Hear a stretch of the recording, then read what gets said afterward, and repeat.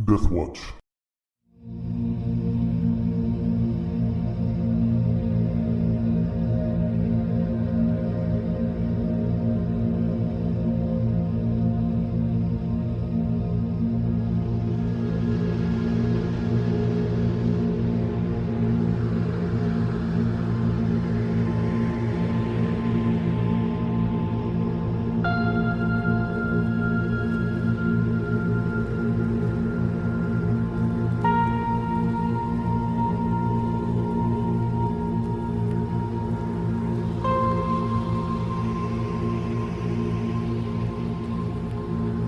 Welcome to the Nameless Horror Call of Cthulhu 7th Edition Investigation by Deathwatch Productions. Our investigators are in the small eastern Pennsylvania town of Stowell, each for their own reason, and that is where we will rejoin them. First, let's introduce our investigators, starting with Chris. Hi, I'm Chris. I'm playing Oscar Herman, and I'm about to drop my good friend Robbie off for a little play date. Isn't it so cute? Gonna spend time with his girlfriend. I'm Travis. I'm playing Rob. That's Rob Rumble Wolf, former heavyweight champion of Missouri. I was thinking about those guys that shot up the place, and I just assumed gangster. Is that what my takeaway would be as Rob? Yeah, that's what you'd think. I mean, they were dressed like it, and you've heard the news stories about the public enemies and whatnot, so... Well, I can't seem to get away from them. Don't even know how I got mixed up with them. But yeah, I'm going to have a play date with my girlfriend. And I'm John playing Tony Ray Spates. I think I probably need some medical attention due to a cleaver into the shoulder. But instead, I'm going to go and supervise this play date with Robbie's girlfriend. Okay, so actually, last session, after you had given your report to Deputy Foley, some men showed up outside the restaurant and hosed the place down with lead. And Rob had decided after you guys fled that place that you wanted to go speak with Marion Ellis, who is a woman who's shown some interest in you while you were living at Petunia Brisendine's house, and she's the neighbor there. You had actually said that you wanted to talk with her to see if you could get a sense of whether she's in on all the oddness that's taking place here. And Oscar and Tony were going to just drive around after dropping him off to see if you saw anything, is what you said. Yeah, like go deputy hunting if we're lucky. Yeah, so you had got to her house. I would say we should do a once around the block, just to make sure nobody's watching the place, or watching Petunia's more accurately, as waiting on our return. All right. Yeah. So you'd reached her house and dropped Rob off, and it's probably about 8 o'clock in the evening, so it's dark outside, but there were still lights coming from the house. And as the session had ended after you'd knocked and she'd opened the door, Rob. So that's where we'll pick it back up. So Tony and Oscar, now who's driving? Me. All right. So Oscar's driving, and Tony, you're in the passenger seat with a injured shoulder, and you guys take off, drive around the block or whatever you're going to do. Mm-hmm. Okay. So Rob, the door opens, and Marion stands there with the light from the living room spilling over her, and she sees you, and she smiles, but you can see that she's a little surprised to see you there. Hey, pardon me, Miss Ellis. I didn't mean to call so late. I hope that's okay. Yeah. What's going on? Is everything okay? Oh, I just, I invited you to come to Mother Baker's for dinner, the other night. I want to say, like, maybe that's not on the table anymore. And I just wanted to check and see how you and the little one were doing. Yeah. Well, we've finished dinner, but I can fix something up for you. Oh, no, I'm fine as far as that goes. I just wanted to see how you were all doing, and I had a question for you. It might seem kind of funny, but if you don't mind, this is a boxer's subtlety. Please come in then. Oh, are you sure that's okay? Yeah. Okay. Yeah, people can spread whatever rumors they will. Well, I don't mean to take up much of your night, but I just heard something funny since I've been in town the last couple of days. heard a few people saying it. Does the great eye or the great mind mean anything to you? And I'll look at her sharply. Okay. So she leads you into the living room there, and she indicates a chair that's in front of a coffee table for you to sit down there, and then do your psychology when you mention this. Extreme success. Okay. So she indicates that chair, and then you ask her that, and you can tell immediately that she like she tries to cover it up, but she tries to recover, but she definitely understood exactly what you're talking about, and it's something that frightens her. But she tries, she recovers pretty quick, and she's like, "Let me get you. Would you like some coffee? I think I have some coffee still." Oh, please. And then she leaves you there and goes into the kitchen. You can hear her clattering around in there. Slide on the brass knuckles. No, not really. Is the kid around? I forget her name. Sorry, it's been a minute. Rosemary. Rosemary. So, I mean, she's not down there. Oh, okay. But it is 8. Right. Could be bedtime. Yeah. So roll spot hidden. Grenade in the coffee cup. Got a hard success. Okay. So you're sitting in this living room, and, you're sitting in this chair, and there's a coffee table in front of it, and beyond that there's the fireplace that's got a low burning fire in it right now.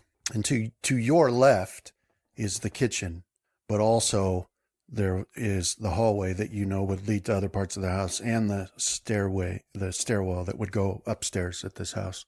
And even though it's dark in that hallway, you do spot little blonde pigtails peeking out around the corner. Right. It's, Rosemary Ellis is like peeking around at you.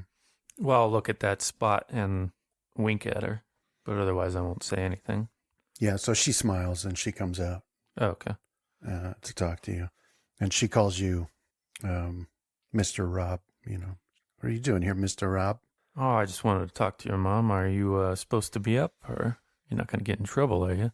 She shakes her head. No. Yeah, I was just worried about you two. Is everything okay? So that's what Rosemary Ellis looks like. You should see a picture there. Do you? I do.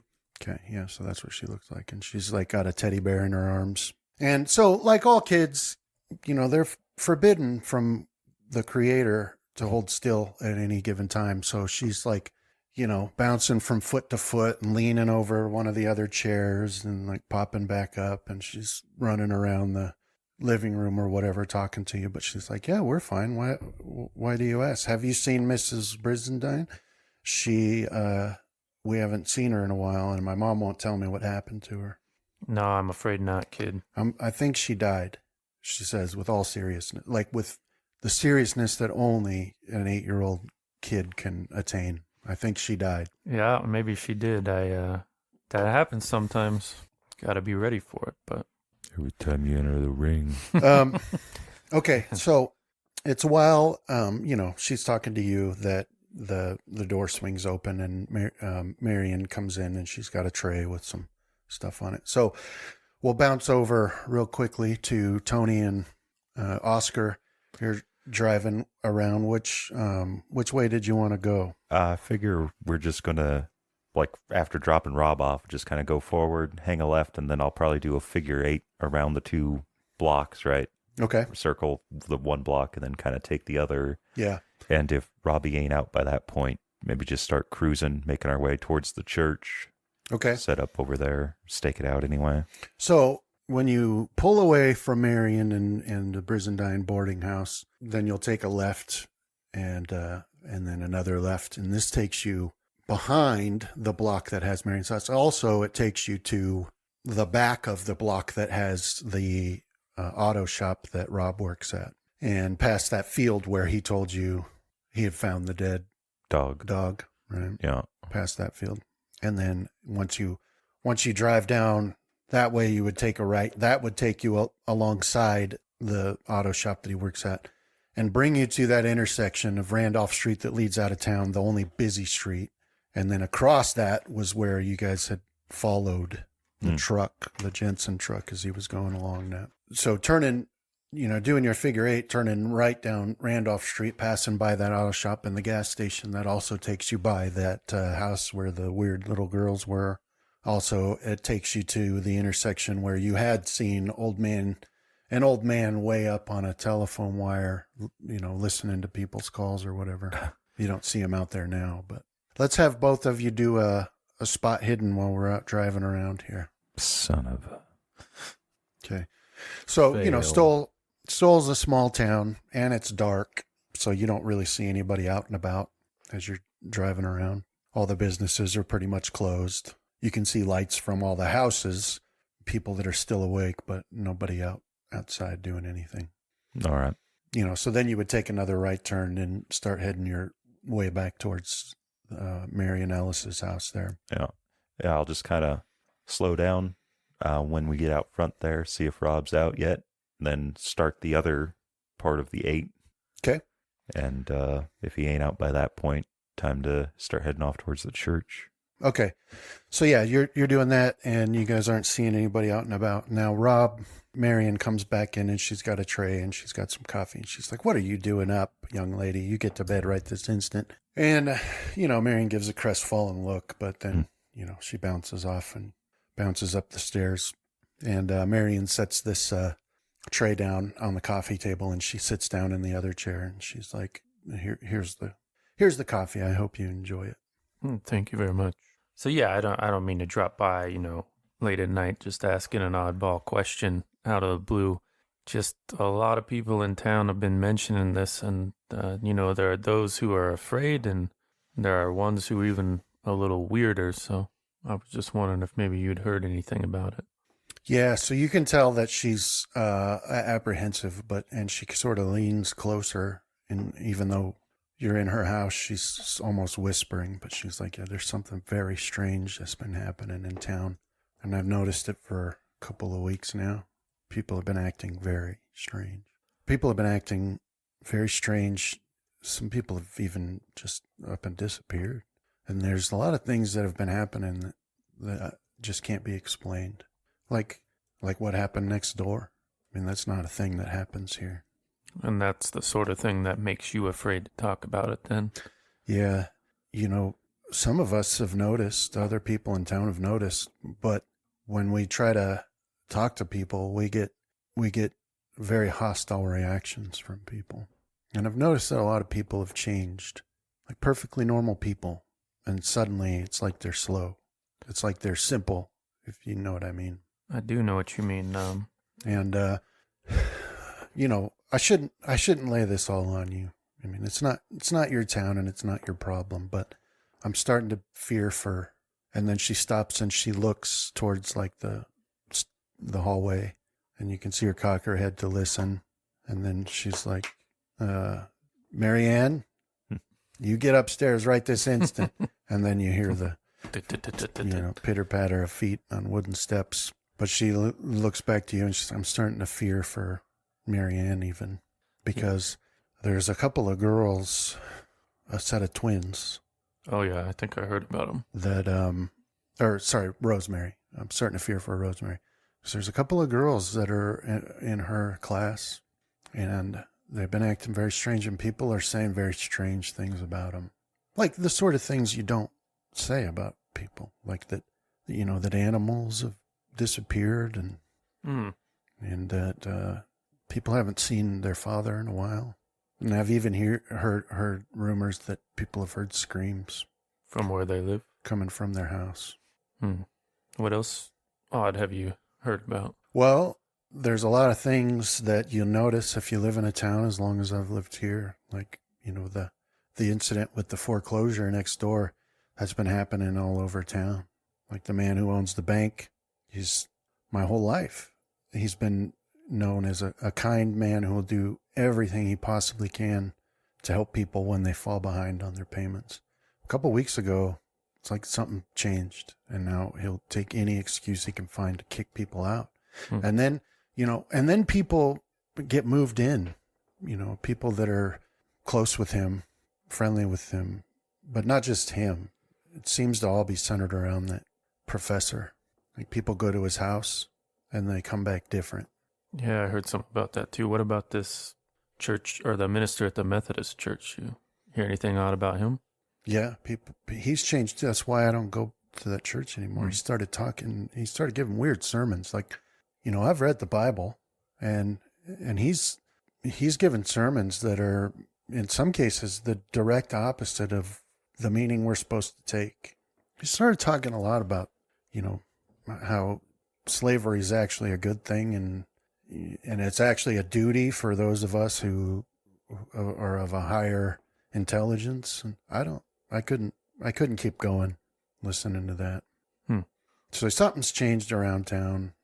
Something's happening to people. Something's happening to people because they're acting different. Some of these people I've known my whole life, and then suddenly, some of them have turned violent out of the blue.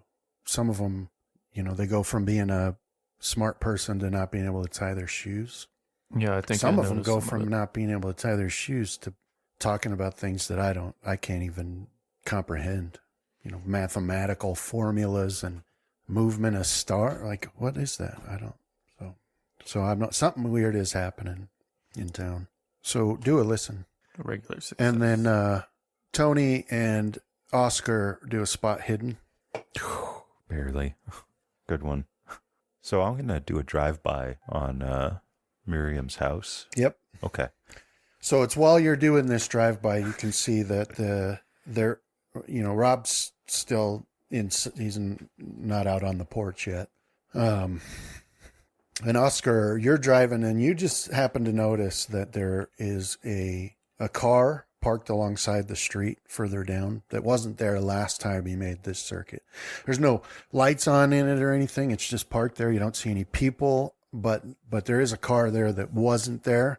And that's at, it's actually not technically on the street. It's actually in the recreation ground, quite a ways down. And, but Oscar, Tony, you just happen to be looking right at the perfect place as you guys drive by this house, and you see multiple shadows darting through the back of Marion Ellis's yard towards the house. And then Rob, you hear, they're trying to be quiet, and it's only a miracle that you can hear it in a house this size, but from back somewhere beyond the kitchen, you hear the sound of a rattling doorknob. Yeah, well, I'll shoosh Mrs. Ellis, and I'll stand bolt upright, and I'll be like, Miss Ellis, you go to your daughter right now, okay? And you stay right with her. You're gonna have to use a skill on her. So you got Brawl. No, I'm gonna persuade. It should be intimidating. She should be fearful of my sudden change of mood. And does that work for you, Brandon? Yep. I'll spend the luck. 7. Okay. Yeah. So she jumps right to her feet and steps back from you, and her eyes are wide. She's like reaching her hands up to hold you at bay. And then, that lasts for a second before it clicks in her mind that it's not necessarily you that she should be afraid, but that she should be afraid in general. And so she nods and darts towards that hallway, towards the steps. As she reaches the steps, it's like just a loud bang as the door goes off its hinges back there, like someone kicks it in. You can hear breaking glass. Yeah, I'll be trying to move with her, but my eye on where I was hearing the sound, obviously. Yeah. Okay. Yeah, that's back through the kitchen. Okay. So, Tony, what do you do? So I'm going to, how far away are we from the house? Are we like driving right by it at that point? Yeah. You see this when you're parallel to the house next door that had been foreclosed is when you see this. Okay. So you're like right at her house, basically. So I'm going to call out, Oscar, stop. Because looks like there's, how many people did I see? 3, you said? You saw at least 2 shadows darting across the dark yard there, lit by. Okay. It looks like Robbie's going to have company. He's probably going to need help. Yeah, I'll stop the and I'll car. make right ready to hop out as soon as he stops. And I figure I'm cop cruising at this point in the figure 8, just taking. Yeah. So you could probably hop out, no problem. Mm-hmm. I'm not going fast. But yeah, I'll stop the cars, put on any emergency brake. I don't even know if cars have them at this point. Mm-hmm. And I'll just leave it idling. Okay. And draw my gun and start heading where Robbie pointed. Okay. I think once I get close, I'll start trying to be sneaky, and so I'll do it at a penalty die because won't try moving slow. Well, so the timing of it is that by the time you guys get up to the house, you can already hear like the sound of breaking glass from the door in the back being kicked in. Okay. Guess I'll try the front door. Okay. I'm going to continue around to the back and take them from the rears. Okay. So, Rob, you head towards that kitchen. It's got a swing-in door, and you swing it open, and you can see that there's 3 masked or hooded men filing into the kitchen now from that back door up the back steps. Because there's still a light on in the kitchen. Yeah. Well, I'll slip one hand and get those brass knuckles on, and I'll say, like, you're in the wrong house. You get an achievement if you can drop all 3 of them before we get there. I'm going to try. All right, so you see... Hang on, let me get this up here. No, if I'll be able to. It gets a little tricky defending against that many. Got a good dodge, though. So. I don't. I have to rely on Brawl. Do they have options for full defensive in this system? What would... You give up your attack, and I think you get a free dodge, essentially, a turn. Not free, but it doesn't. It's not affected by... like they don't... Yeah, I think the way... I'm trying to think if there's anything like that for Call of Cthulhu. I don't know. Nothing's coming to the top of my head. The only thing I can remember is that if you get up to where you're able to attack twice in a round, then you can defend that many times before they start getting bonuses too. I think that's about right. Essentially, you're giving up your attack for another dodge or a parry. Yeah, and I mean, that's how dodging bullets work. I mean, to the degree that you can dodge them, that's how it works, is you say, like, I'm going to hit the deck, and you give up your next action, give them a penalty on their attack roll. All right.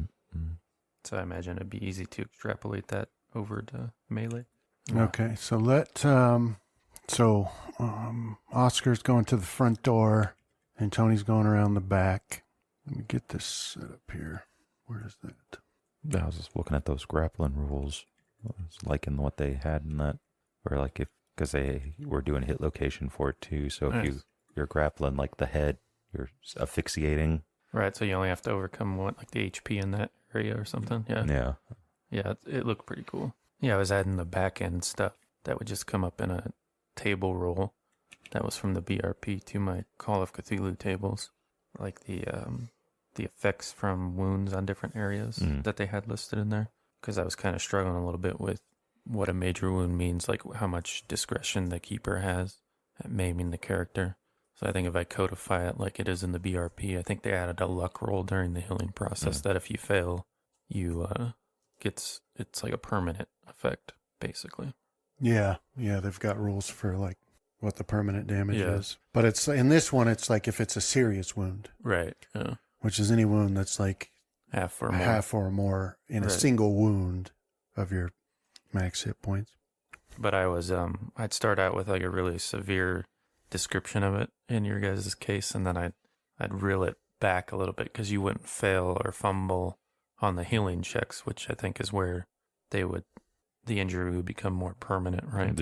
Yeah, I think there's some wiggle room with some of the stuff that you hit us with, like Brandon's melted hand. A melted hand sounds serious and it would look really, really serious, but once it settled, there's a chance that it might not be that bad. Well, that is the true difference between the initial look of an injury and then after it's been treated, because even back then there could be some of those World War I type injuries were pretty rough, and the guy would come out, he could go in public, right? Yeah, what was it, that Boardwalk Empire with the guy that had the bullet wound in the face? Mask that he had to wear. Yeah. Okay, so Rob, you are going to slip those brass knuckles on, but you can see at least the first guy. The two behind him you can't see, but the first guy does have a shotgun. Well, I got to get him before he can do anything with that. Like a double barrel shotgun. And so let me get... Yeah, this is one of those things that you walk into, you might not walk away from. So my only option here is to take that shotgun out of that guy's hands. Yeah, it's just a shotgun. I'll be safe as long as he hits me in the head. Nothing up here but a couple of pellets anyways. A few more probably do me some good. Skull's too hard. It just goes right off. That'd be an awesome ability. Just like Ricochet shots off your head. just like that one fight back in '02. I kept slipping those punches. '02, what would you have been? You would have been like 18 years younger? So, 20. Okay, that's about right. That would have been my heyday. Those 10 years. That was the day I ever tell you guys. Basically, I'm picturing you as like a Stallone reacher. Yeah. Yeah, pretty much. So none of the gun expertise. It's Yeah. just boxing. Sherlock Holmes. Yeah, so he's carrying a double barrel shotgun. Yeah, well, I didn't see that when I came through the doors, so I'm going to, if I can, Yeah. jolt right at him and grab that shotgun out of his hands. Yeah, you see it now, and let me put it on your turn here. You know, if you worry about your rights, those are about to become illegal unjustly. So, yeah, so it is your move, and you want to try and go take that away from him? Yeah, so this would be a combat maneuver Yeah, so... or fighting maneuver. mhm. My size is 1. Hmm. Build is 1, I mean. So you have no arms or legs, I'm just my teeth. and you can't see or Dude, hear. that would sand roll them if I came through those doors just Dude. on my nubs. One of the first scary like school stories that I heard was the I think it was the Kerplunk Man. It was a crazy cannibal who escaped an insane asylum after eating off his own arms or legs, and that's what you'd hear is him rolling Kerplunk. after you. That's pretty effective. I like that. Dude, it scared me. I was like 5 or 6 when I heard that. Mm-mm. Do you have any penalties for this one, Brandon? All right, so your build is 1, Yes. his is 0, so then he gets a penalty, right? Mm. Yeah, so he'll get a penalty. I'll roll mine out. So it'd be same as a regular fighting attack. Use the brawling. I got an extreme success. Okay, so he'll try to dodge, stop you from grabbing a hold of that shotgun there. If this was one of my Japanese animes, old Robbie would look a whole lot bigger as he suddenly rushes forward. And he failed. Yeah, so I'll just snag it out of his hands. This is dangerous. There are kids in the house. Yeah. So yeah, your successful maneuver allows you to disarm the opponent, wrest the shotgun out of his hand there. Yeah. I guess I'll just hold on to it for now. Just grabbed it by the stock. Took it away from him. Give me that. And Yeah. I'll be prepping up with my brass knuckle hand to give him a good cross here. Okay. I like the idea that you were like kind of maybe taken slightly aback by the violence of the gun, like Yeah. the shootouts, but you're going to smear this guy all over the place with Yeah. a set of brass knuckles. I don't like using them, though. But this is a matter of life and death. You have any idea how hard it is to get face off of your brass knuckles? It gets in there. That's why I use OxyClean. Bam. Okay. So when you get up to the guy and you snatch that shotgun, you can see that the other two behind him, you're close enough to them now to see that they're also armed. Both of them seem to have little revolvers. As it is right now in the small space, like they don't have a clear shot at you at this exact moment. But Oscar, that brings us to you. All right, I'll try the front door. Yeah, so it's open. Oh, I'll go on in and draw my gun. So when you open that door, you can see straight ahead, light coming in underneath a door at the other side of the house, and that's where you can hear all the action taking place back there. All right. I think I don't know if there's guns there, but I know that these guys seem to have a penchant for spraying and praying. So I'll kind of get low and start making my way that way, like hunker down. Okay. Or what's it called? The crouch walk. Yeah. Okay. And then Tony. All right, so I was coming around the back. Yeah, and, so you'd have to hop over the short fence to get into the backyard. No. Climb check, John. And you can see the back door there and the light spilling out of it. But from your angle, you don't yet see any people. You'd have to hop that fence first. Okay. Does which you want to jump Or a climb. or is there a gate? There's not a gate on this side of it. So, yeah, you just, well, let's see, what is it? It's If he takes his time and isn't hurrying, he might be able to do it, just unless the fence is like super high. no, you can, it just slows you down. Okay. So But yeah, it's I'll short, go it's short. over the fence and then start making my way. At this point, I'll try to be a bit quiet as to try and sneak up. Okay.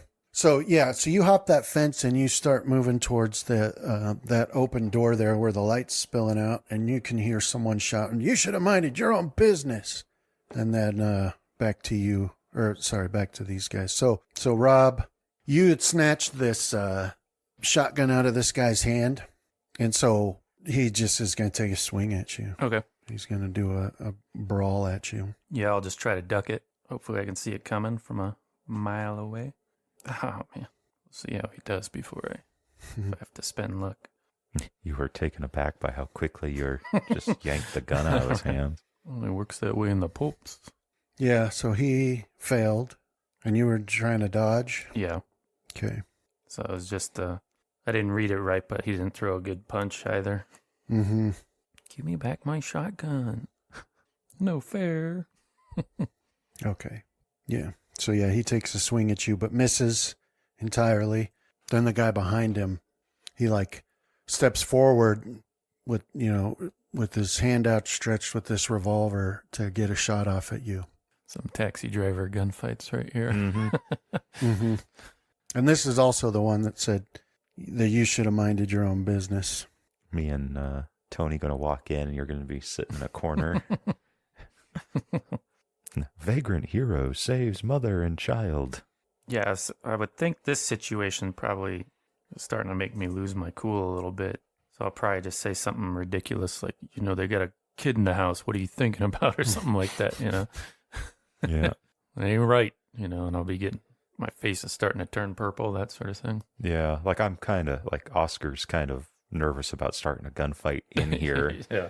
That's it. They should have headed towards what they most likely have for a bathtub, which is most likely a cast iron, like thick tub. Get in that, be fine. Well, better than not, I guess. All right. Yeah. So because of the, close quarters and having to reach around his friend there with this pistol, he's going to have a hard time, but we'll. If he fumbles, does the cylinder gap take out his friend's eye? That's how you get big boss, All right. And so what are you doing, Rob? Nothing. I was planning on maybe pushing this one guy over into his friends, seeing if they go down on a tangle in the next round, but I don't think I'm going to try to hit the deck and give up my next action. Okay. I'm just going to have to literally eat a bullet here and keep moving forward.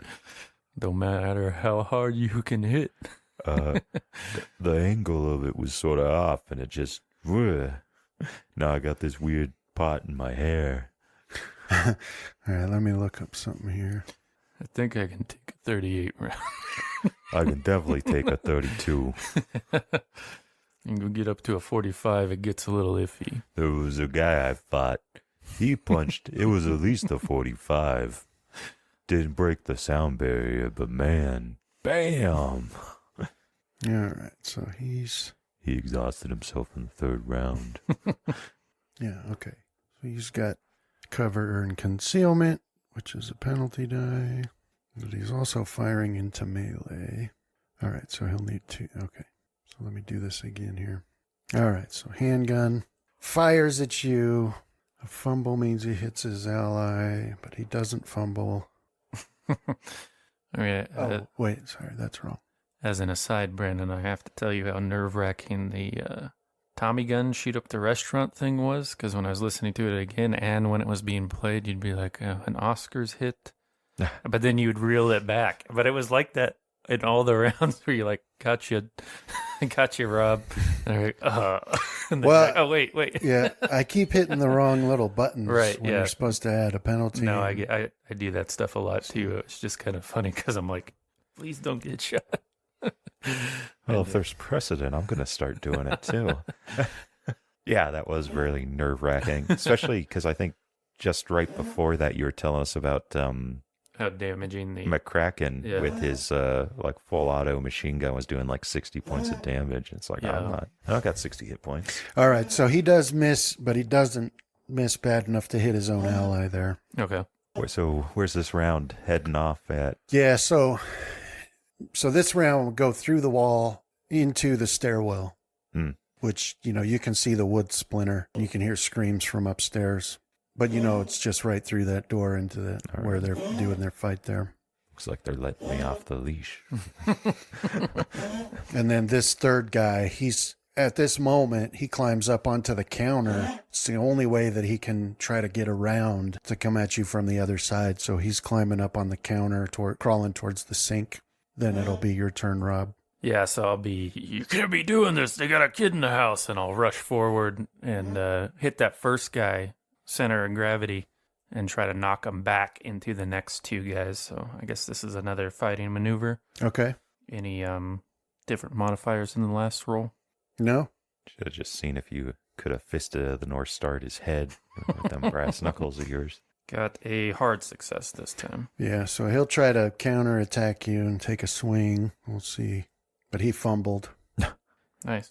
Fumbled his punch, so... Okay. So yeah, you're successful then. So you hit him real good center mass and reel him back into the one guy behind him. The other one's up on the counter now, so... Yeah, and that's who I'll be turning my baleful gaze at next. Okay. So yeah, they both... Yeah, let's see, where is it? There it is. So amazingly, the first one that you actually pushed, he manages to keep his feet due to having a backstop of his friend there. His friend does not, though. His friend falls down straight on his back. When that happens, Tony, you actually see his head now sticking out of the back door. But Oscar, it's your turn. All right. So that kitchen door's closed, or is it like bat wings? It's a swinging door. Yeah. All right. So yeah, I'll go through it with my gun ready. Yeah, so you open that door, and that's the sight that you see in front of you. You see off to your right towards the back door, there's a guy on the floor. There's another guy standing up in a fight with Rob, who's holding a shotgun in one hand and brass knuckles on the other. And there's a guy crawling along the counter. Okay. All right. Well, I don't know where Tony is, but I know he's probably off that direction-ish. Yeah, right? Back to the house. Yeah. Mm-hmm. So I don't want to shoot rounds through the house. Right. So I'll rush the guy that's on the counter, and I'll just start trying to club him. Do some good old pistol whips. Okay. So unarmed or brawl here. And that would be number 3 you're aiming for. Oh, I can't see him on the tracker. Yeah, there we go. So Ray? Yeah. There we go. All right. Okay, regular. Yeah, so he'll try to fight back, but he failed. So go ahead and do your brawl damage there. All right. And if I see he has a gun, I'll tell him to drop it while beating him up. Yeah, he does. He's got a revolver, and he's crawling along the counter there. Oh. So yeah, drop it if you want to keep breathing. Gah. Okay, and then Tony, that brings us to you. All right, so you said I see somebody's head coming back out through that doorway? Yeah, somebody laying on the ground, and his head just peeks out that back door as you come around to get full view of what's going on inside there. So, a couple more steps now. You see him laying on the ground. You can see the back of another hooded man, and he's engaged against Rob right now. Run up and soccer kick that head.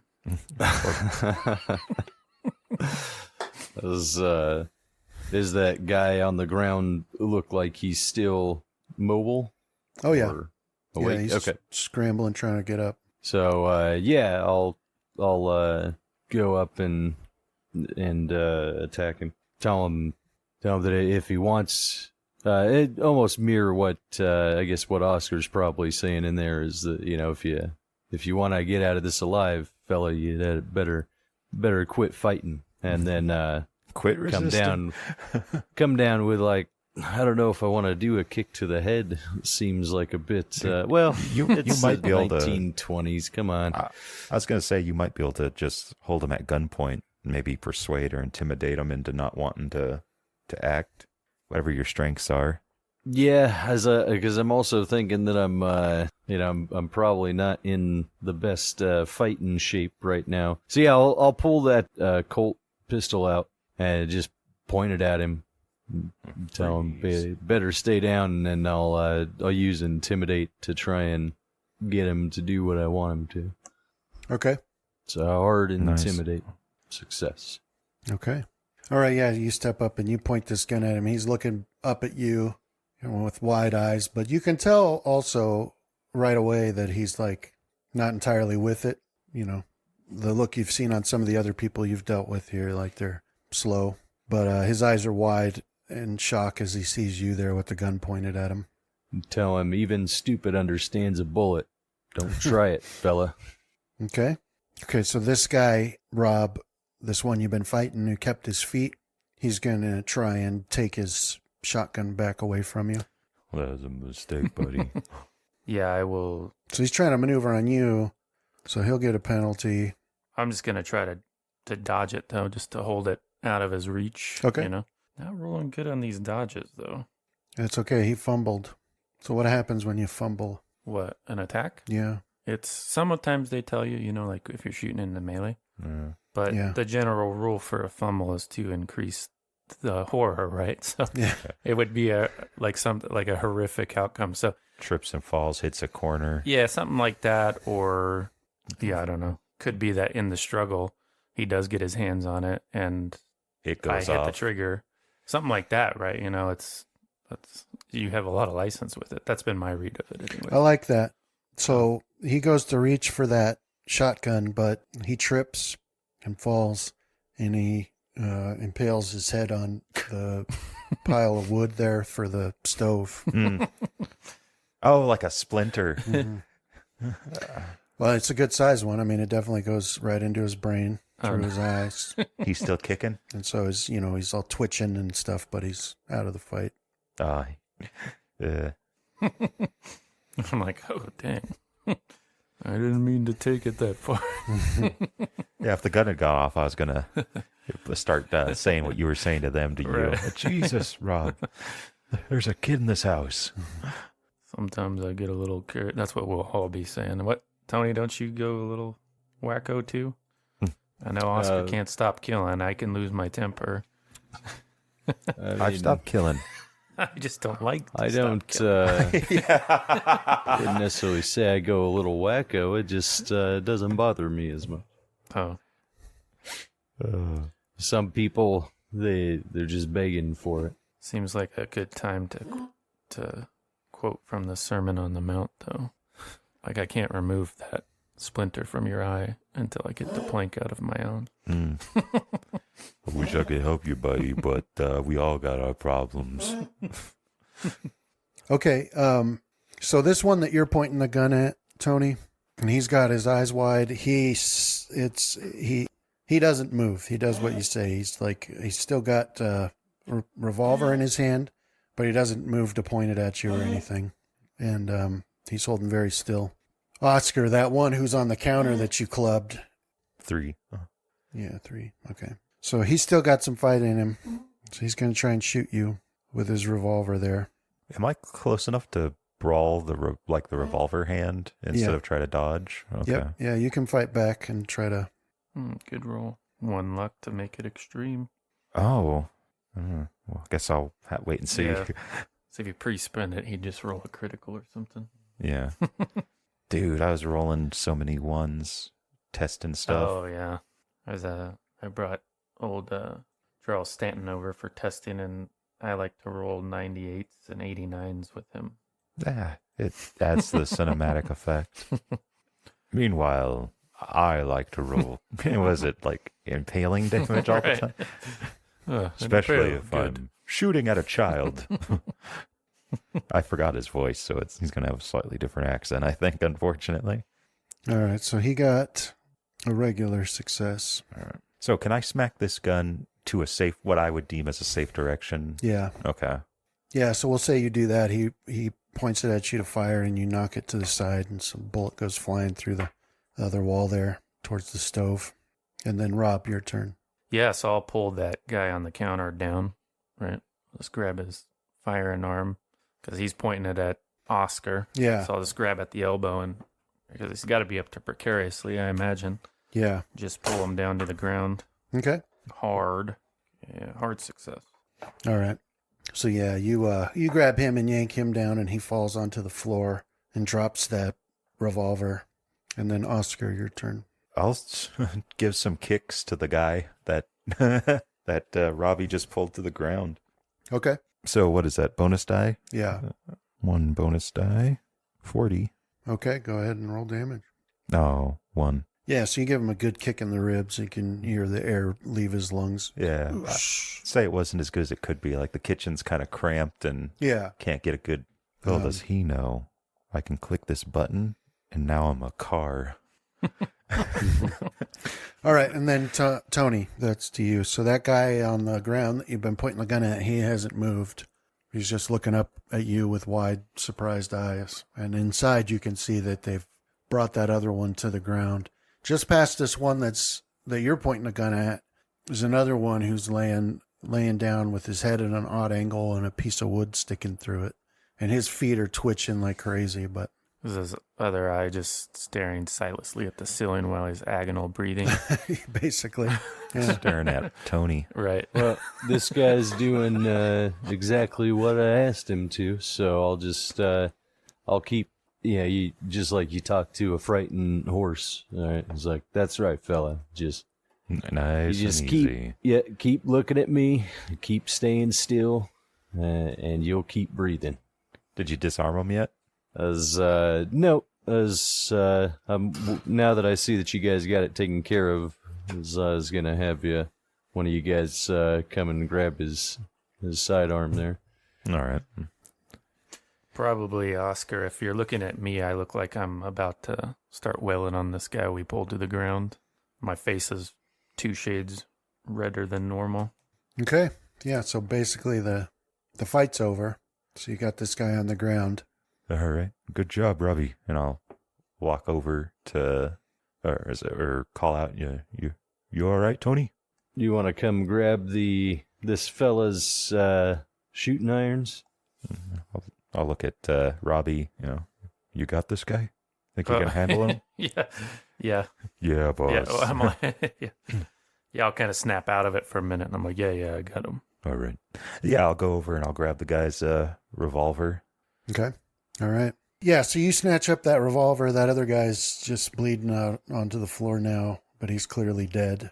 And so now you've got the two that are just, Right. they're not fighting. We'll put it that way. So Yeah, well, Don't know if we should put the question to him here. nah, I don't think so, but I don't think we should leave a corpse for the missus. let me go check on her real quick. I just told her to go hide somewhere. All right. Gotta make sure none of them bullets. The way houses were built back in here, too, it's not the same construction, right? Also, Hardwoods. asbestos is Yeah. everywhere probably now. It's the real danger. Yeah, so I'll leave them to keep an eye on things, and I'll go track down the family. yeah, so when you leave the kitchen and turn towards the stairs, you can see Marianne standing at the top of the stairs with a shotgun.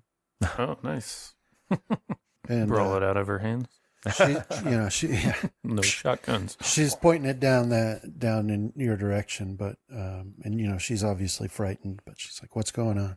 That's all right, Miss Ellis. We got them. Who are they? I don't know. Well, we need to call the police." Those people you were talking about. No, the police are no good. We can't do that. That's the other thing I came to talk to you about. You got a place you can go, a relative in a different town, anything like that?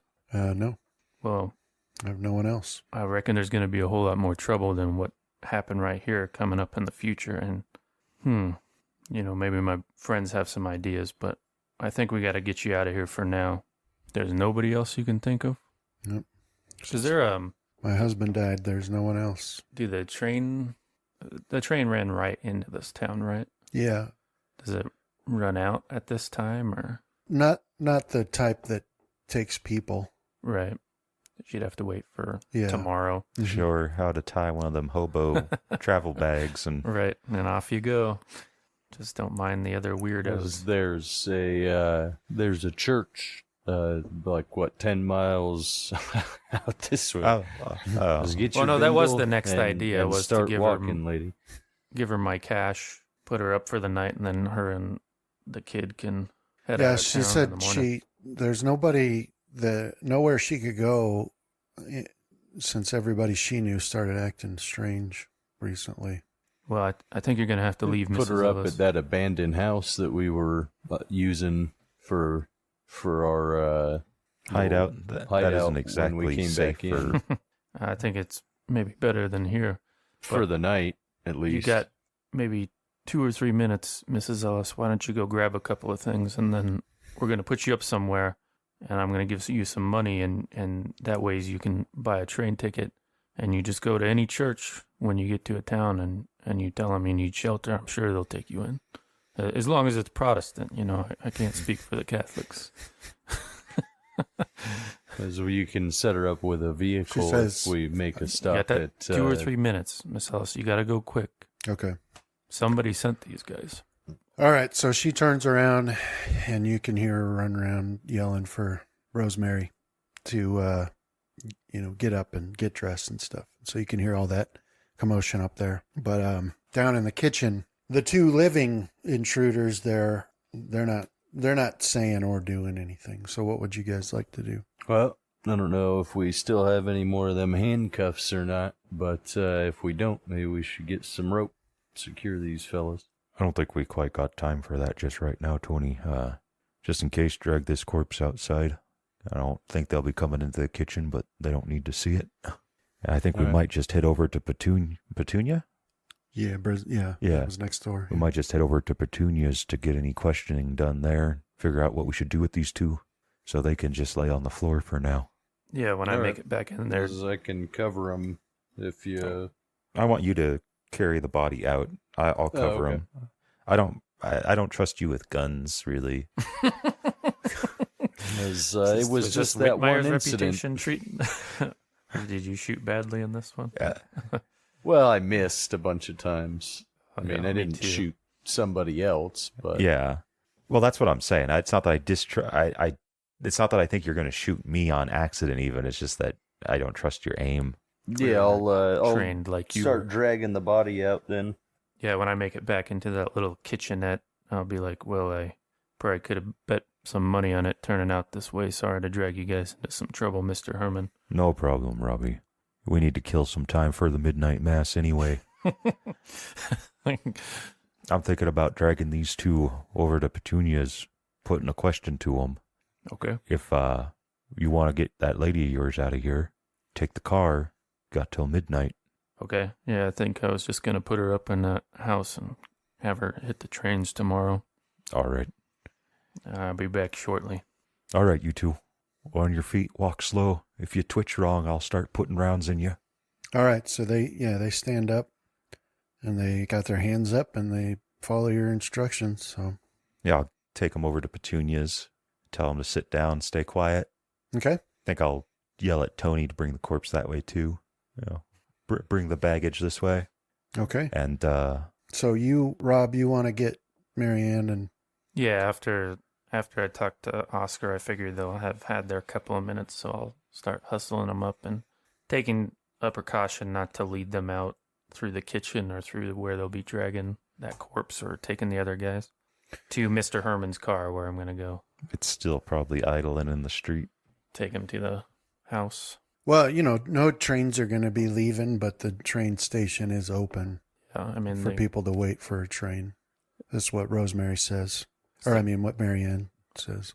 if that's what you want to do, Mrs. Ellis, you think it'll be, I don't know, this town's got me all messed up. Everything looks the wrong way to me. And it doesn't seem safe to be out in the open, but if you think you'll be okay there, I mean, I guess they got no reason to think you're up to anything there.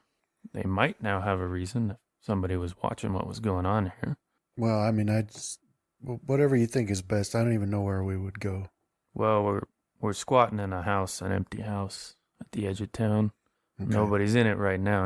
It's not strictly legal, just so you know. But I think it might be okay for a night if you'd feel more comfortable there. But I can Okay. also take you to the train station. No. And I'll be reaching into my pocket where I have, probably like inside my jacket pocket, where I have my my worldly Your wealth, trusty reviver. my $26 in cash. Okay.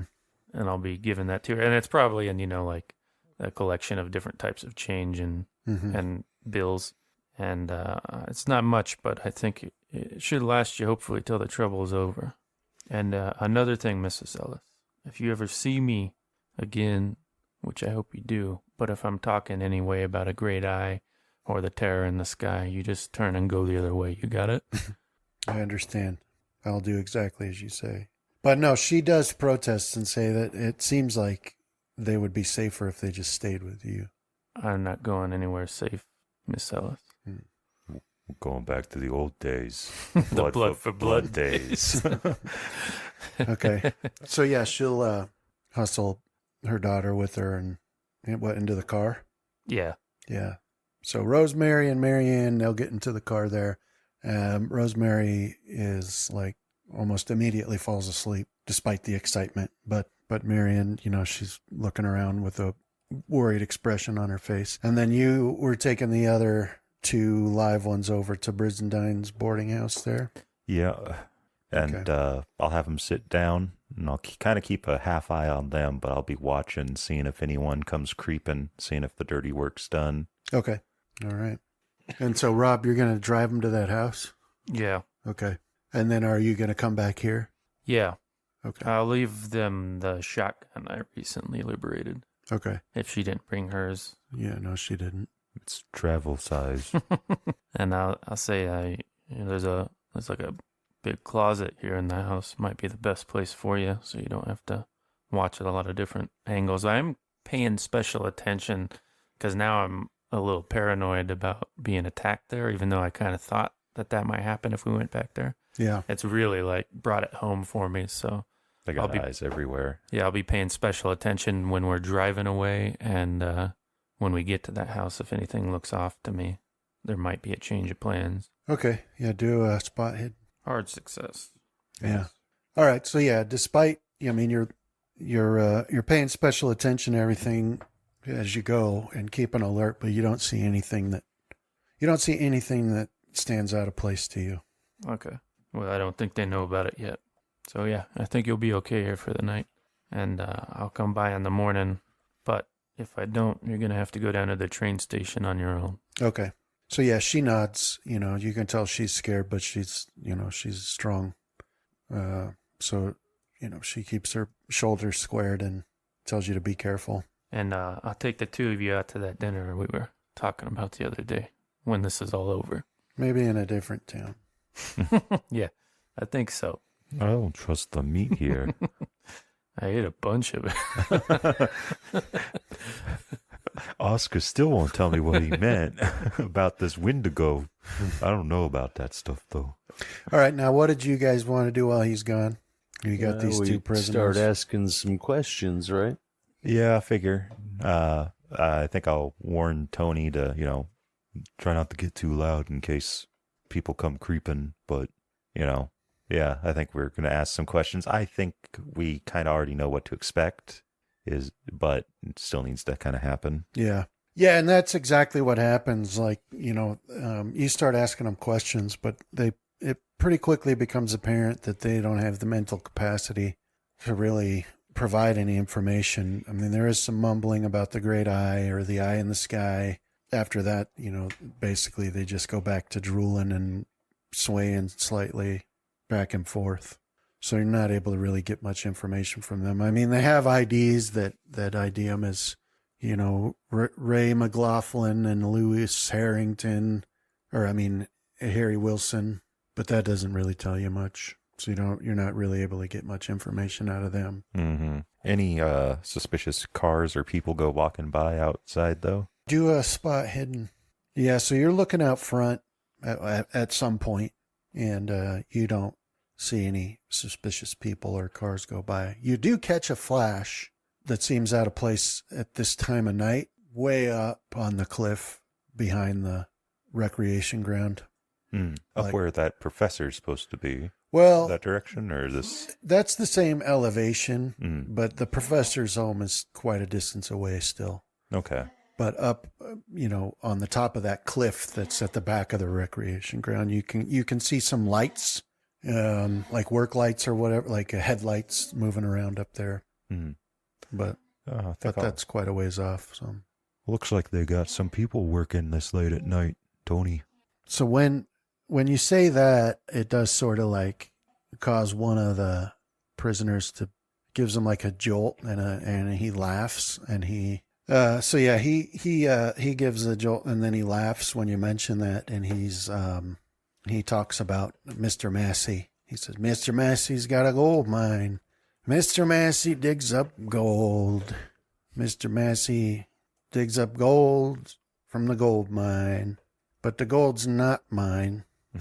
It's his. Ha! But that's pretty much all you get out of that. I'll resist the urge to just put a round between his eyes and go back up to, or out to watching for the road. Maybe check what time it is. See how long Rob might have before we got to start heading towards that church. Yeah, so when Rob gets back after having dropped off the women folk, it's about 9:30. This day seems to last forever. Yeah, things are happening pretty well. So actually, say it's about 10 o'clock, All right. 10 p.m. So by this time, like the two prisoners, they don't seem to even notice that they're there anymore. They're just sitting on the floor, wherever you've got them, just staring blankly and drooling. And so after you had seen it before, you do see more flashes of lights up there on the top of that cliff because it's an especially clear night, but you don't spot anything else on the street. So, Rob, you're driving back to the Brizendine boarding house there. So I'll have you do a spot hidden.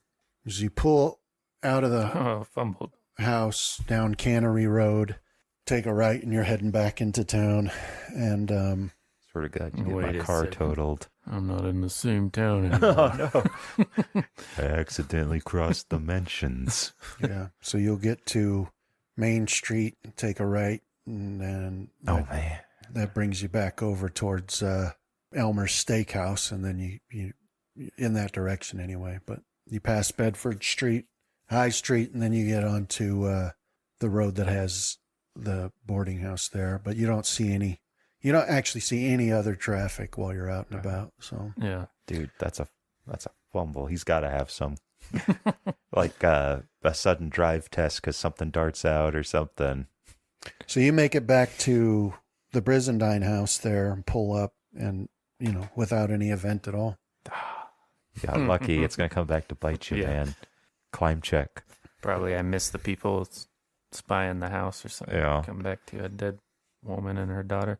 Yeah, so I'll park, I guess, across the street and walk to the boarding house. Because I knew that's where they were going to be. Yeah.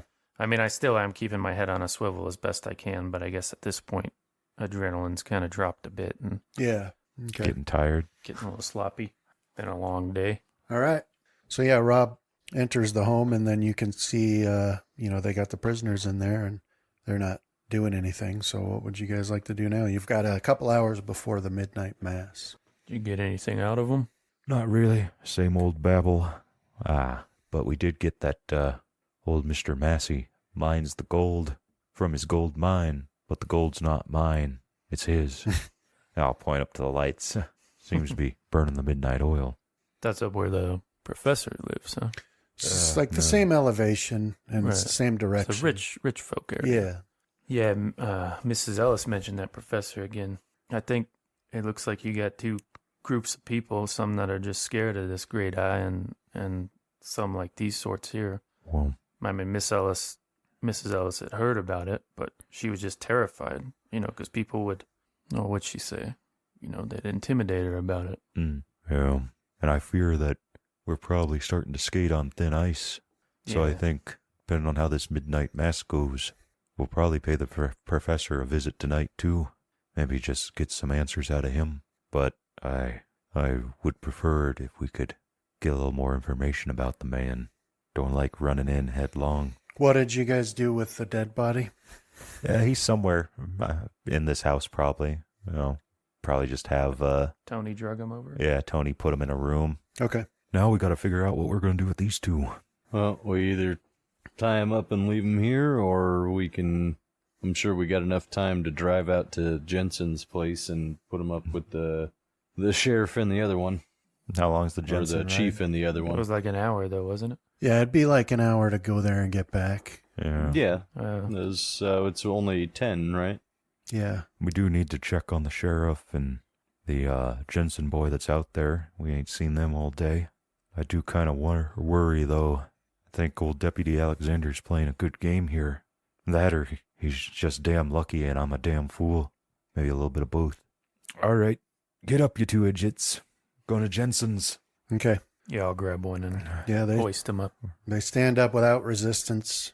One of them that you lift up, Rob, he stands up and then he looks over at your hand on his arm, but not in like the, I'm trying to intimidate you, but the just completely bemused. What is this hand on my arm? I've never seen. And then he like slowly, ever so slowly follows it all the way up you see your shoulder, then over to your face. And then he's like, and his eyes go wide and he screams. Like, it's so loud, it shocks everybody, but he screams in terror and tries to jerk out of your grip there. Yeah, I'll just squeeze down on him. Maybe clap him upside the face there. Keep it down now. Well, that works. Yeah, that you can see the sense get knocked right into him, and he sharpens up a bit. He's like, "Oh, that's it." But he stops giving any resistance. Probably would have been quieter, just shoot him. Yeah, I'm trying to formulate some sort of theory on what's going on with these types of guys, like how it's happening, but I just can't get a read on it. Maybe some sort of eldritch lobotomy. Yeah, maybe that's not a bad way of thinking about it. But yeah, I'm kind of treating them like, it's not all on them. So as long as I'm not mad, I'm not being too rough with them. So that was your standard. Somebody got a little out of hand. Yeah. 1920s sensible slap. Didn't even go with the backhand. Right. Just one Right. nice open hand. Nice and gentle. Just a casual corporal punishment. Mm-hmm. Yeah, but then, start pushing him towards the car. Just keep my hand on his neck the whole time, or the back of his shirt, whatever I got a hold of. And I guess try to make good time Okay. once we get in the car. All right. So you guys, are you all going? Yeah. I mean, might as well.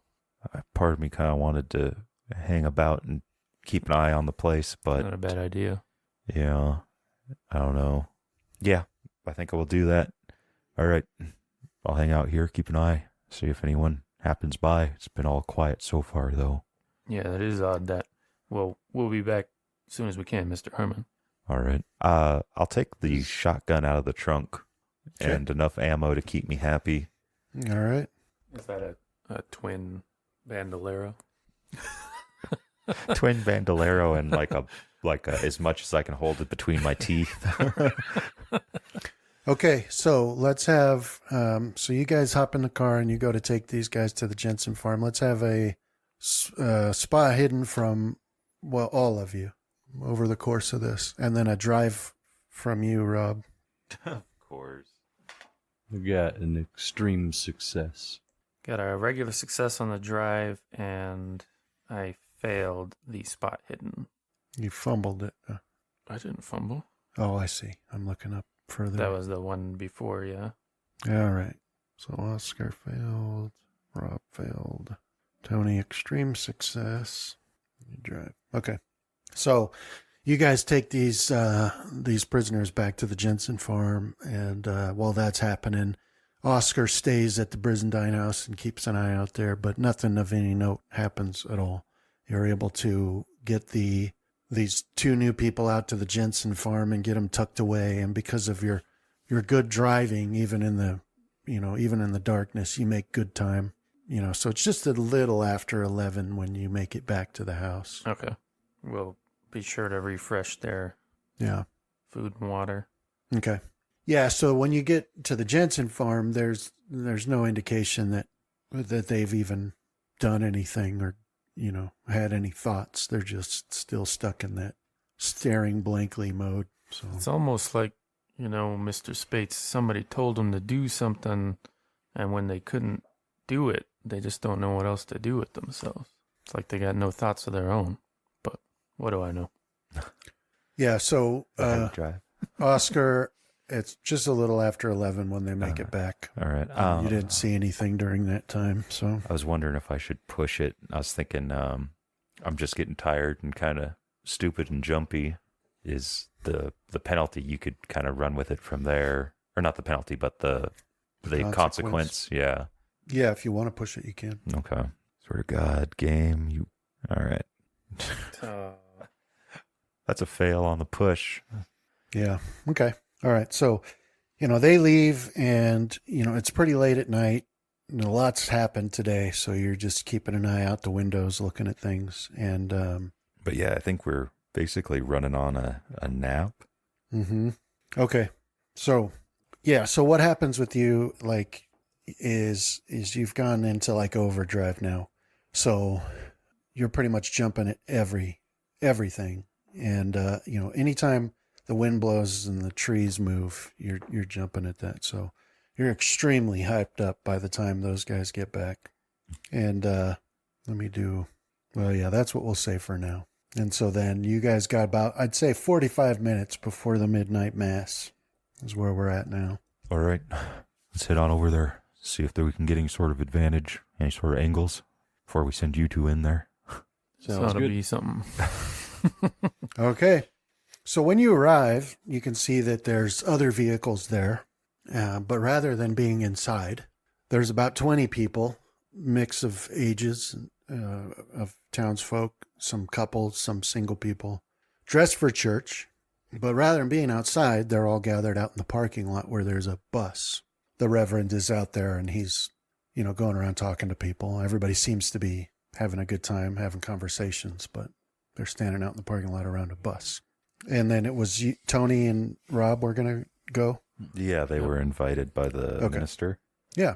So, you can approach them and then the Reverend will come shake your hand. I'm glad you made it. We'll be leaving in just a few minutes. So please take the time to introduce yourself to the others. This is a very exciting time. I'll let Rob know that if you start to feel anything funny, is get out of here. Just try to go out and warn Oscar. Yeah, okay. Just wish I knew what I was looking for. That's all. Anything out of the ordinary. You're a God-fearing man, ain't you? Yeah. As well. If it don't sound right, then that's what we're looking for. Okay. I guess you got a point there, Mr. Spates. Let's see what this is all about, huh? You got them knuckles on you. Yeah. Never Might leave have home to without him. Punch our way out of here. Keep me from breaking my hand. All right. So, when it gets closer to, well, actually, pretty soon after you arrive, they start shuffling people onto the bus. Say, we got to get a move on. And so please, if you get on the bus, then we'll head on out. Yeah, And I'll so- get on. I'll go ahead of Mr. Spates. I'm kind of getting into the chauffeur role again. Okay. Yeah. So you guys then file on the bus. And then, nobody came up to talk to you guys.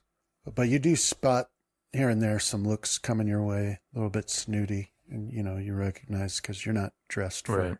church. And so, some of the more churchy people, Churchy sort they of. look down their nose at you. Nobody comes to say anything to you about it. So then, Oscar, you watch everybody file onto this bus. And then, the Reverend, he's standing there next to the driver and looking at everybody. He's like, I'm very excited. Praise the Lord. This is a good time. I'm glad everybody could be here. We're just going to take a short drive to something that I think will have a dramatic impact on all of our walks with Christ. I know it has mine and many people that have gone here. So consider it a little field trip. So if everybody can stay seated, then we'll just head on out. And then, bus fires up and away they drive. So, All right. I guess I'm at the car. yeah. All right. So when they drive off, I'll start following. I'll turn the lights off and Okay. maintain a safe distance. All right. So the bus, rattles along from the church, gets onto, Main Street, and then continues on towards the west. You pass the hospital, and then you start going up a hill parallel to Mill Street. It just starts gently rising as you're rising in elevation, and then you turn into the richer neighborhoods of Stowell here up on the cliff top there. You turn into there, you drive along a short way along beautifully manicured lawns with very upscale homes. This is where, the people that own the cannery, the people that own the mill, the people that are, just in general wealthy.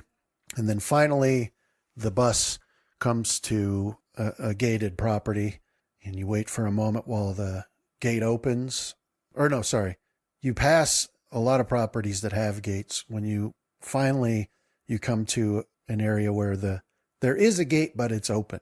And so the bus just drives right on. There's nobody out there watching it or anything. It's just an open gate like they were expecting it. And at the end of this private drive that goes along a good distance of well-manicured grass and trees on either side, and then you come to a large house, a spectacular house, honestly. It's you can tell it's old. It's built in the style of the previous century, but it's very well up, kept up, and it's got a massive fountain out front and all of the trappings of the wealthy. That's where the bus comes to a stop alongside the front entrance to that home. And the Reverend stands up and he's like, "We've made it to our destination." So if everyone who might not be aware, this is the home of Professor Hart. And Professor Hart is a genius, a wonderful man. And as it turns out, in his scientific investigations, he's come across some interesting things that lend a lot of weight to what we all call our faith. And so I brought everyone here to listen to a short lecture from him. So please, everyone, follow me. Come on inside. There'll be snacks and drinks for everyone in there. My weakness. Charcuterie. This is exactly what we were on the lookout for. No church gives out food and drinks. And so you were following him. Yeah, I'd probably get out when it enters into the gated area, and probably follow on foot. Okay. From there. Okay. I'll take with me the shotgun and my pistol. Okay. All right. So as you approach the house, Oscar, it's an ideal situation. It's an ideal setup for you because it's a massive house, and it seems like every light is on, and there's lights out in the courtyard and the driveway, and so being back in the grass and the trees where you are, nobody's going to see you until you get right up on the grounds, of the house itself. So you got a good view of everything. So you can see where the bus has stopped and the people have filed out. They've gone up the massive stone steps to the front door, which is like, the front door, it's like a double door that's 20 feet tall, like way larger than a door needs to be. And so you watch them all file on into that house. And you can see from back where you're standing, you can see all of the serving folk types. Some of them are working in, one wing of the house. You can see in their uniform what's obviously like the kitchens, and they're hustling about and bustling about. And you can see someone comes out to get the bus and move it to park it somewhere, and you can see all that going on. But have I noticed any guards or guard animals? No, not yet. You haven't noticed. Everybody that you see seems to be about something. They're generally dressed like the servants, and they're carrying this there or moving that there or whatever. So, all right. So I guess I'll hunker down until most of the servants seem to disappear back inside, and most of the guests have too. Yeah. Then I'll make my way over and start skulking about, seeing what I can find. Okay. So the rest, so, Oscar, Tony and Rob, you go inside with everybody else. There's about 20 people there into this massive foyer. And it's got all the trappings that you would expect of a rich person's home, statues and artwork and these beautiful carpets and these stairs that go up to the next level and massive portrait of somebody there. There's even tapestries, and in this large open area, there's like a little like a platform set up, and the Reverend gets up there and bids everyone to gather around. And you can see a man back there behind the Reverend. He's you would guess to be in about his mid-50s, and he's dressed in a very well-tailored suit. He's got a pair of spectacles and a wild hair. But he's standing there, and it's a match for the portrait, the giant portrait that you see in between the two staircases. So you can definitely tell that this is Professor Hart, the owner of the home. But the Reverend raises his hands and he says, listen, we've brought you here because in his scientific studies, Professor Hart has done what many thought was impossible and found physical proof of the existence of God. And that's what I've brought everyone here to show you.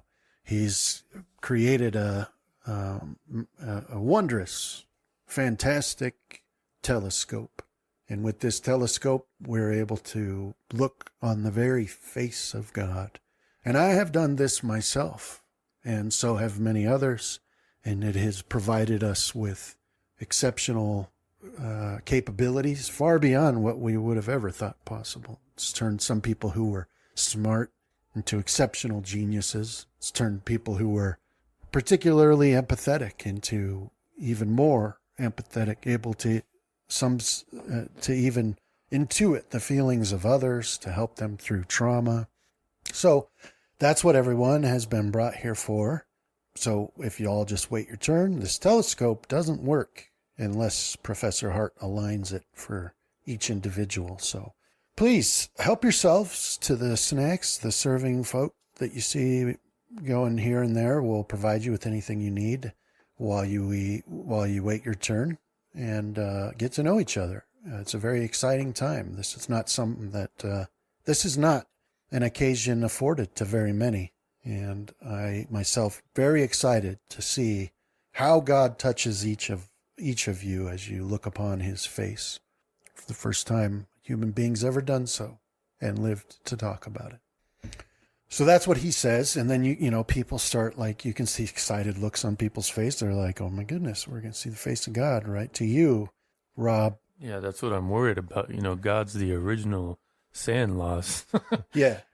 Well, no, like I said, because you know the Bible pretty well. Didn't work out for most. And, that's why people die.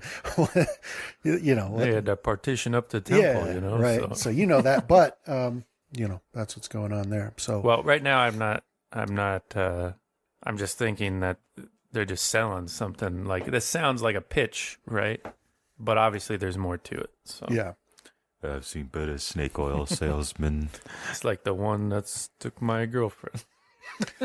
But so at that point, some music starts playing, and you realize that there's like a large piano, and a person's playing a piano. And serving people come out with trays, and they're passing out like snacks and whatnot. And the professor, like the first person has approached, that the Reverend has selected, and then that person is talking with the professor, and they've got their heads down and shaking hands, and whatever the person's saying, the professor obviously is excited to hear it, and he's shaking his head, and then he takes him back through some large double doors into another part of the house. And so that's what's happening there. Yeah, I'll grab one of the offered snacks and sort of absent-mindedly munch on it. I'll turn to Mr. Spates and say, like, I don't know, Mr. Spates, I don't like it. All this is not where I come from, What are you making of it? Well, I think that this is definitely what we were looking for. Yeah. Yeah, I don't see how this is, regardless of what the what the Reverend says, I don't see how this is tied to God or anything holy. As my thought is that this is how they're putting the whatever it is they're doing on people. Was say we watch a couple and see if they look any different. I tell you, it's probably not in our best interest to take a look through that thing. Yeah, I agree. All right. I guess Okay. we're already in pretty deep. All right. So then, Oscar, you're still skulking about around the house there. And on the one wing, the east wing, you can see clearly through a lot of the windows where there's the kitchens and people are hustling about, making their food and stuff. And around the back side, you see that there is a one young man out there having a smoke. So he's stepped out through one of the, back doors there. And, he's leaning back against the wall of the house and he's having a cigarette. All right. Is there a servant door near there? Like he's standing right next to it. It's the one All he right. came out of. Is there any way to get closer to him without being spotted, or am I going to have to? You think that because of the way that the lights are shining through the windows back there, you could probably get to within 10 feet of him before he'd be illuminated. I want to try to do that, and my idea is to kind of hunker, wait for him to finish that smoke, and then maybe try to follow him in through the servant's door. Okay. Like, I don't know if this servant's door is opened or unlocked from the outside, Mm-hmm. but if it isn't, that way I can kind of like get something in there Okay. and then kind of keep it open and follow him in. But if the opportunity presents itself, which I'm worried about, I might try to just choke him out. Okay. If maybe wear his clothes, I don't know. Go full Solid Snake here. Okay. So, stealth? Yeah. You son of a... Okay. So, you want to, you're standing back in the grass and the trees and you want to get closer. All of the ground around the house itself is like pea gravel. Mhm. Looks beautiful. It's hard to be quiet on. Yeah, gotta So make you noise. step out onto that, you can hear it crunching underneath your feet. And this guy's, leaning back against the outside wall of the house, pretty close to the door he came out of, and he's having a cigarette. But let me... My grandfather told me a couple things, and one of them is never to try to sneak on gravel. All right. So he's leaning back against the wall there, and you can hear yourself pretty loudly, but he doesn't seem to react to the sound. There's a lot of noise coming out of the kitchens itself with all the people hustling and bustling. And there is still a good distance between you and him, so he doesn't react to your first steps out onto the gravel. Because I'm so jumpy. Yeah. And then Rob and Tony, the first person that went back with the professor, comes back now. And he steps out with the professor into the room. He's got a great big smile on his face. He looks exceptionally happy, and you can see him walk up to who you assume would be his wife, and he's very excitedly reporting, some good news to her, as they embraced and jumping up, and he's being very animated and happy. So do we see every part of the process, or is there, do they go behind a partition? Yeah, they go through Okay. some doors into another part of the house. Hmm. But the first person who came back does seem to be happy about what happened. So we'll have to stop there for today and pick it back up there next time we play. All right. Thanks, man. Yeah, man. Thank you. And next time, I'll put a map together for that house so it's easier to Okay. explain what's going on.